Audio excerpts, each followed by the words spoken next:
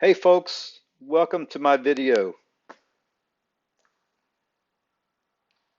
I've been making these little tiki bars lately around the beach area, and people have been asking me about my little rafter tails and the detail of it. It's a rounded tail, and it's no big deal, but it's kind of unique to this area. It kind of catches everyone's eye, and I thought I'd make a little video about how I go about figuring the tail, figuring the roof pitch, and the length of the rafter. And it's all purely cosmetic. It's just for looks, but I think it adds a nice little look. And when it's all said and done, I've got this little tiki bar with the roof structure, and I made some bar stools for it also. And they're becoming a little bit popular in these areas. And hopefully you like the video. Let me know what you think about it. Thank you. So I got my post set for this tiki bar. This post and this post. And I need to cut my rafters from this band board, which is a ridge also. I guess it's not a ridge, it's more of a band. We're gonna have little rafters coming off the side. And then there's gonna be another band across here with rafters coming this way, and then the back rafters going down that way. And they're only gonna be 28 or 27 inches long. So I'm going to get started on cutting the rafters, and I'm going to make a pattern so I can cut several rafters, and I can keep the pattern for future tiki bars, because this is becoming a bit common for me and I need to save the pattern instead of figuring it out every time. So let's get going.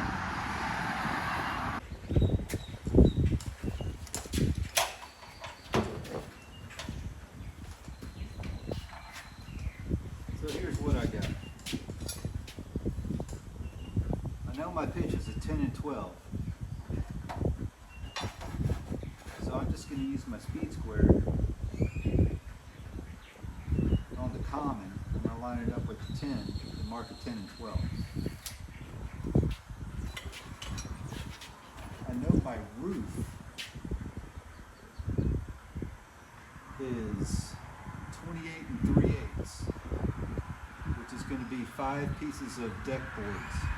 5 pieces, 5.5 roughly. It measures out to 28 and 3/8. I need a little above the top. I'm going to have like 3/4 at the top, 3/4 at the bottom, hanging over the edge of the rafter. So I'm going to mark this at 26 and 7/8.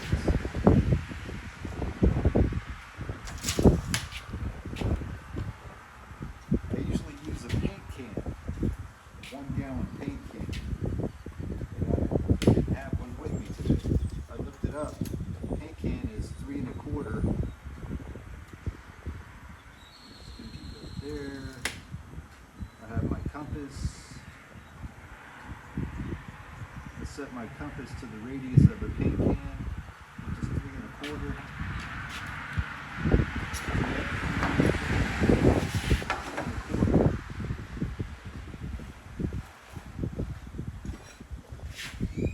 And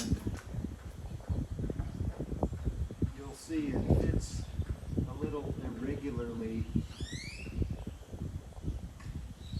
up top, but it ends up with a nice finish.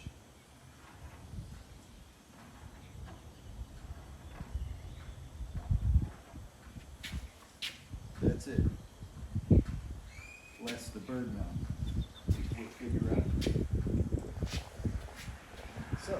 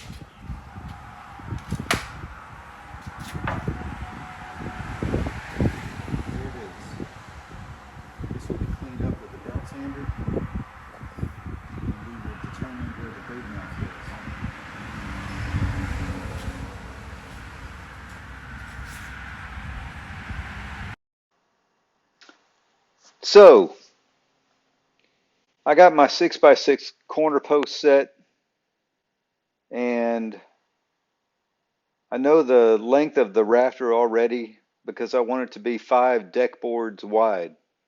And I'm going to have a little extra for a little overhang in the front, a little bit extra for overhang on the top, just enough to kind of halfway cover that band board.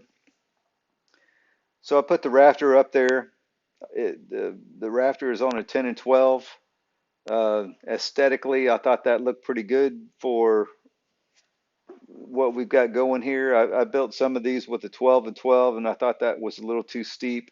I built one or two with like a 8 and 12, and that was okay, but it was a little bit flat in my opinion. So I think 10 and 12 is a pretty good answer, pretty good fit for this look. And I get the rafter up there. This is just my pattern, mind you. I marked the back of the 6x6 column, and I put a little piece of 2x in there, which would represent the lower band board. I mark it, which is going to tell me where the bird mouth goes for the lower board. There's like an upper band that the top of the rafter nails to, and then instead of sitting on a wall like a rafter normally would, this is going to sit on a lower band board. So we're back at the horses. I've got my pattern. It's just 1x material, a little scrap I had laying around, but this is something I can carry with me from job to job, so I don't have to figure this out every time. Because the last handful of these I've done, even though it's repeating the same process over and over, I still got to do the math again and make sure everything fits right. So I thought this time I'm always trying to improve whatever I'm doing, especially if I do something twice. What can I do to make it easier next time? Even if it takes a little extra making a pattern or a little extra making a jig for some furniture that I make, it's going to make it easier to put together the next time. And that's where the efficiency comes in. You're not going to be efficient on your first time out. Um, so, anyways, I was talking about the bird mouth. I laid it out. It's just an inch and a half long because it's only sitting on one little band board. And so it's a comfortable little bird mouth. There's an example of how it's going to sit on the band. And I just need to clean this up with a belt sander, which is what's going on here. We're going to clamp this to the horse to keep it from moving around when I get the belt sander out. And belt sander is going to clean it up for a finished product. And then I could mark a bunch of 2x6s and cut a bunch of rafters. I think I need 18 rafters for this project, and they're all identical. So this cleans up pretty quickly. I've got a 40 grit paper on that sander. Works great for 2x material, even wet 2x material, which this usually is. But it really cleans up well, and it's going to be a nice little pattern. Patterns, as most people know who ever cut a rafter, they're also convenient for leaving little notes and scribbles on there and reminders and make sure you do this and make sure you do that. It, it, they're just it's a little notepad and you carry it around with you. Now, here's after. I didn't show the whole process of cutting everything, but I mark it out with the pattern. I cut it out with the jigsaw. I do all the cuts with the jigsaw because the bird mouth is so small. If even if it was a larger bird mouth and you cut it with the circular saw, you still got to follow it up with the jigsaw later to clean that up without overcutting it.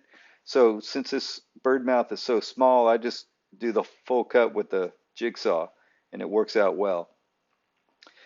So then I clamp each of these pieces down to the horses. I get the belt sander out. I clean all the edges up real nice so that the round part flows into the bottom of the tail, and there's no rough edges. There's no out of round. They really clean up really well. So now I got my router out, and my router has a 3/16 inch round over bit, and that's the ticket for these. Um, just a routed edge just from the top of the tail down to the bird's mouth. That's all it needs. Some of these have a bad end on them, and that's okay. I'm going to get the sander out later and clean up all the bark and all of the loose material. And if there's an area that's not in your immediate sight when you walk in, that might be a place to hide some of the uglier rafters and put the prettier ones up front as you walk in. So I check all the edges, check the top, the bottom, the sides, look to see if there's anything that needs attention. A lot of times you see staples uh, from the product labels that are on there and the little plastic tags. That's one thing about me is I cannot stand seeing those little plastic tags anywhere. You're not going to see any of those anywhere on any of my work, even if it's covered up. I don't like the plastic tags. 100 years from now, when they pull it apart, they're not going to see plastic tags on my jobs. I can't stand those things.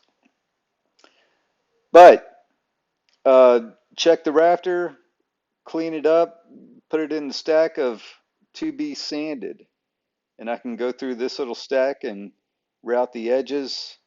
If they have like a bad end on the left, I'll save it for the right side of the structure. If they have a bad end on the right, I'll save it for the left side. Um, and I'll come back later following up with some sand with a sander, usually a palm sander to clean all the. There's like road rash from the lumber yard. There's marks from the forklifts, or could have been driven over by anyone. You never know. There's a lot of times there's good material, and other times there's good material that has a lot of ugly marks on it. There could be gravel in there, but you got to clean those things up and find the good in the material. Sometimes you got to make it good. Sometimes you're not dealt a beautiful plate of food. You got to make it beautiful yourself. So that's a lot of what goes into what's going on here. Um,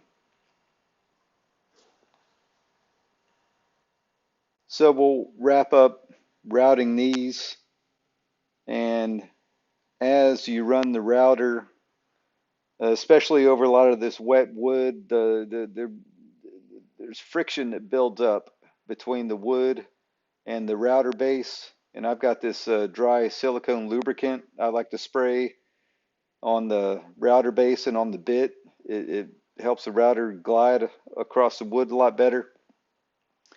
I've tried a few of them, a few different brands of spray. Some work better than others. Some are just really overpriced and marketed well, but I guess if they sell them, good for them. Um, and sometimes I've used paste wax, and that works too. But it doesn't last forever, not for what I'm doing. So I think the spray is just a convenient little fix for me. So here's my cordless palm sander with a 40 grit paper, and I could just clean everything up. A lot of times, if it's good, I leave it alone. It doesn't need to be if it's not ugly or dirty or need attention. I don't give it any attention. It's already nice. Um, but I'm looking for road rash. I'm looking for bark type objects or loose pieces or um, sometimes when you make a cut, your cut splinters, and I want to remove those splinters just because they're a little bit unsightly and clean everything up and get everything ready to install it. Got 18 of these to go. Sometimes you think it's going to take a while, it's going to take longer than I want it to, but Nothing really takes too long. Even the tedious things, you take your time, you exercise a little patience, you get through it all, and you'll end up with a good project, whatever you're doing. And the more you do it, the better you get. You can also see the top of the 6x6s. I have since cut those off in plane with the roof. It's going to be just like a quarter inch below the top of the rafter. So it still gives me something to nail these bands to, and and the roof will go over the top of the 6x6, and it'll all look very nice when it's said and done. Those band boards, the outside bands have a 6-inch lag screw going into the pilings and going into the 6x6 post. Uh, they would one at each end of each band board. Um, the the inside band board has 3-inch screws, a number of three, like three, I think it's two or three 3-inch screws going into the piling, and just nails into the 6x6. But with the outside band bolted in the way it is, the inside's not going anywhere. It's all going to be very structurally sound. So I'm getting ready to uh, not only before I nail these up here, I'm going to just check the fit and everything. If I remember correctly, everything was looking good as it went in. Um, and then I'm going to take a measurement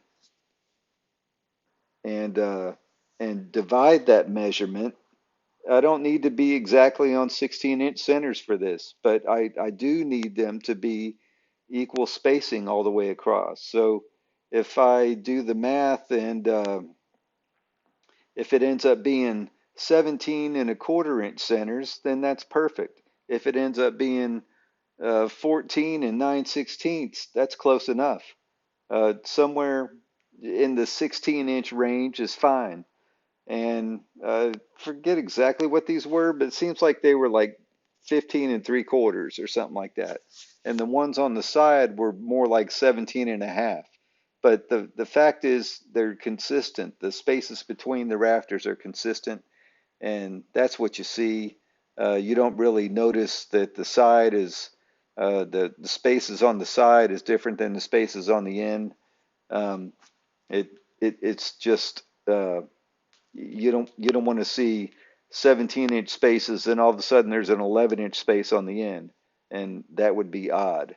That would catch your eye and make you wonder what's going on there. One of these days So I'm going to do we another just video showing how I do the roof get structure, everything the spaced not the properly, framing part, but the roof double checking itself, my those 5 measurements, deck boards on top, and and how I fit and them I'm in going to get it the laid out here pretty angles soon and find the pitch prior to and the nailing. bevel and the miter and all that stuff. But this is basically it. All the rafters are in place. They're all nailed in the top, and in the bottom they've got a screw going from the band board into the bird mouth from underneath. So nothing's going anywhere. It's all stainless steel nails and screws. Um, it's a good little structure.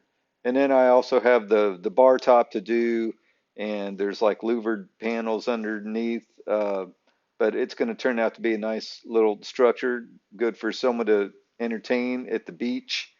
I've got some bar stools. I think it was 6 bar stools.